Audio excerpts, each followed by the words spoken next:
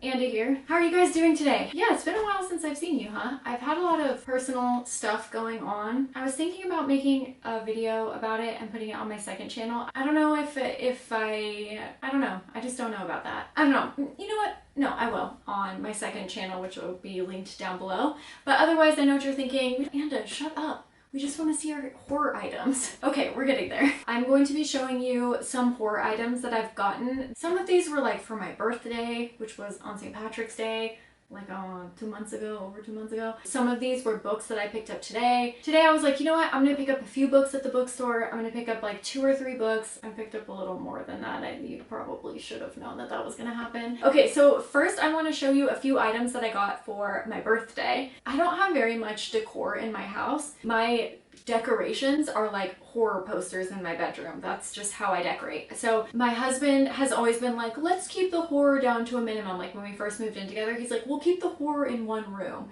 But he gave me this present for my birthday and I was very surprised, but he gave me these posters. So let me show you. So he took these horror posters and he just glued them to a canvas. And here is one of them. Which one is this? Okay, so this is Dawn of the Dead. Sorry, it's a little dusty. Pretend like you can't see that. And so this is the Dawn of the Dead poster, which is really cool. And then there's this one, which is a Nightmare on Elm Street, the original. And so he said to me, oh, we should hang these going up the stairs. And so I was just like, he's growing up. But then he got me 2 other ones. These I haven't opened, but this is I don't know if you could see it. It's just the original Friday the 13th poster. And then he got me, Creepshow. I'm probably most excited about this one, but I mean, they're all really awesome. Isn't that so sweet? He's the best. Now he realizes, oh, horror is the only way to live. Well, I'll just show you this next. Alice Cooper is going to be a theme of this video. So if you didn't know, I am a huge Alice Cooper fan, and Welcome to My Nightmare was the CD that I was raised on. I think this came out in like 74 or something, so definitely before my time, but I listened to this so much growing up. Alice Cooper has a CD, you know when like bands used to make, well I guess they were VHSs, where it was like a whole concert of them? Alice Cooper did one with Welcome to My Nightmare, but it was like his nightmare. So there were skits in there with him and Vincent Price. And Vincent Price is like the host of his nightmare. And then each song leads into like a new set and a new skit that relates to that song. It is honestly one of the best DVDs on the planet. And I grew up and I watched that so much, and I watch it all the time still to this day. But anyway, so I got my husband got me this record of Welcome to My Nightmare. Yeah, this is just such an important record for me. Just so nostalgic, even though it came out a long time before I was born. These aren't horror, but I just thought that I'd show them to you. I also got 2 Johnny Cash CDs too. These were actually from the used bookstore that I go to. This one was $6 and this one was $4. I also got these for my birthday, which I wanted since last Halloween. I haven't worn them yet, so they're not dirty. These are so cute, but I just thought these were so adorable and the cutest things ever, and I got them for my birthday and I was so excited. Growing up, did I ever think that I would be a woman in my 30s wearing alien shoes? No.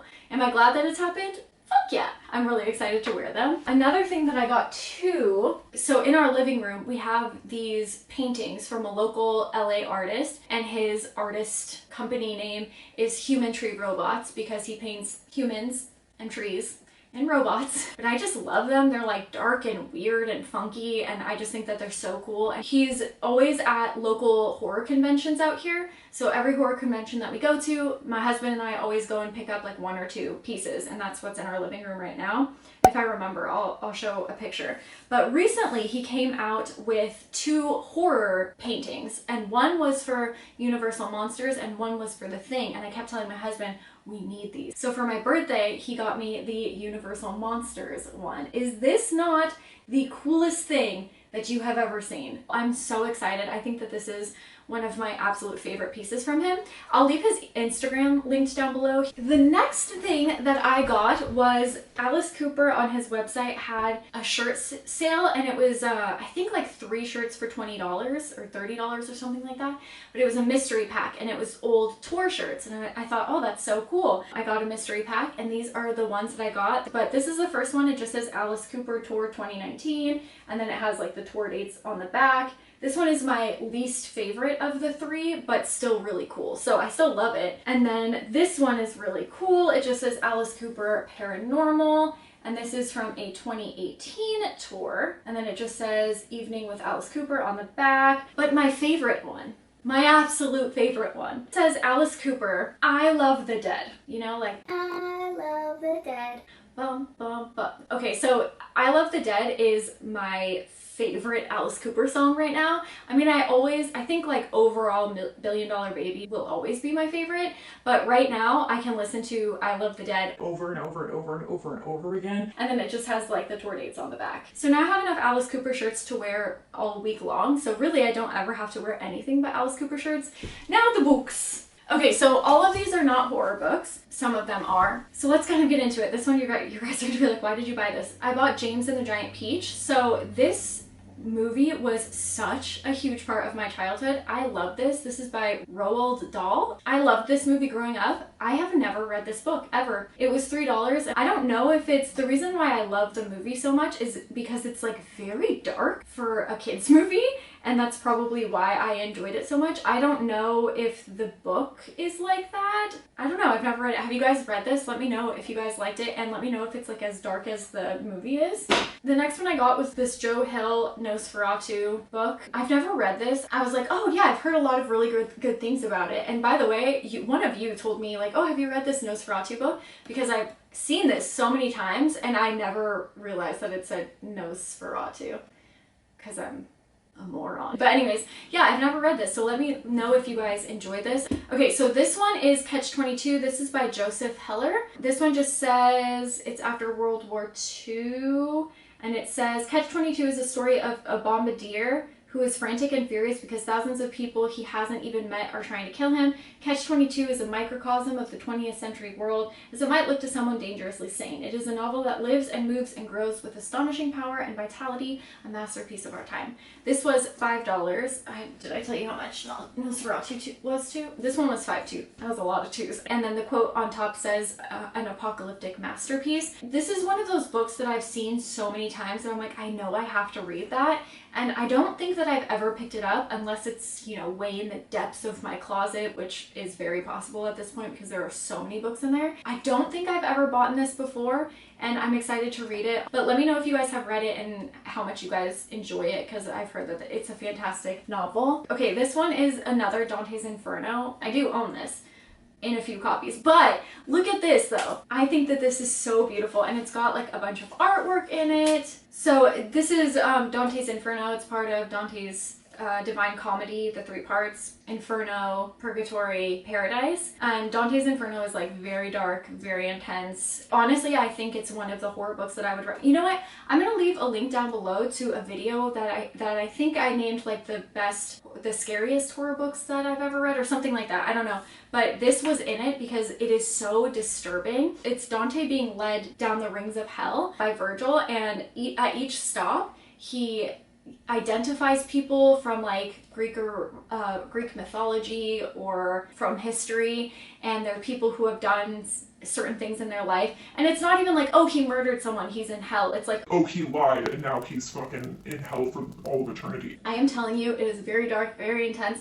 If you guys are interested in like Greek mythology and Greek history, because there's a lot of historical figures in here as well. Oh yeah, this is what I have, the portable Dante. So if you guys are going to read it, I would suggest picking up a copy like this, because this one has notes at the bottom where it tells you who that person is, what they're known for, like that kind of thing, and it's a lot more helpful just with context. Oh, like here we go. Here's a page. I just opened this to show you the notes at the bottom. It says, I saw it, I'm sure, and I seem to see it still, a body with no head that moved along, moving no differently from all the rest. So if you guys haven't read Dante's Inferno, highly suggested, but just know there is a lot of like name dropping and things like that. So if you don't have a version that has like those notes at the bottom, it, I'm assuming, would be harder to get through. I just thought that this was a really cool, probably display, more of a display book. This one was $11 and 100% worth every penny. Next, we have Henry Wadsworth Longfellow Selected Poems. So the reason I got this was $3 by the way, is because since living with my husband for the past almost 7 years, I have had a little, let me just show you. I just have this, I always write different quotes on this little board that I keep on my fridge. And the one that I have recently is, "The heights by great men reached and kept were not attained by sudden flight, but they, while their companions slept, were toiling upward in the night." I love this quote very much, and this is by Longfellow, so I was really excited when I came by a book of his for $3, and so I picked it up and I'm really excited to read it. But now, I have saved the best for last, my friends. That is right, I'm so excited for this one. This is called Horror 365 Scary Stories. Get your daily dose of terror. So first of all, look at how cool this cover is. Ooh. Ah, and this is actually the winner of the Horror Writers Association's Best Anthology Award, which is really cool. Most horror anthologies have, you know, the same names. You open it up and it's like Ambrose Bierce or Stephen King or Richard Matheson, which is not bad at all, but I just have so many stories by those writers. And this one, you go through it and it's all writers that I really don't know who they are, and there's a ton of stories in here. I'm really excited for this. I think this is so cool. This what came out in '98, but that's not even the coolest part. The coolest part is the back. So let me just tell you.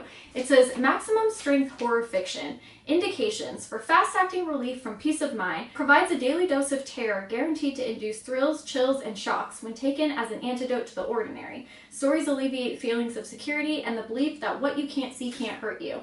And then it says dosage. Stories deliver powerful jolts to the imagination, stimulate feeling of uneasiness, and suppress the benign appearance of the everyday. To be administered every 2 to 3 pages in continuous reading, most effective at night when the house is still and the darkness outside encroaches.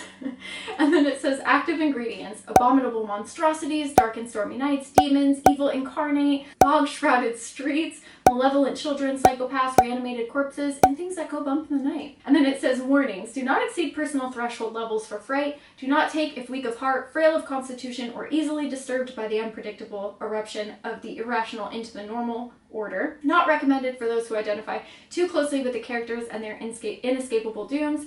Overdose can lead to sleepless nights, paranoia, nightmares, or general feelings of unease. Stories may prove addictive. That's what it says. Is that not the cutest idea for an anthology ever? And then it says, for literary use only, keep out of reach of the timid. I thought that was so cute, like a prescription for horror.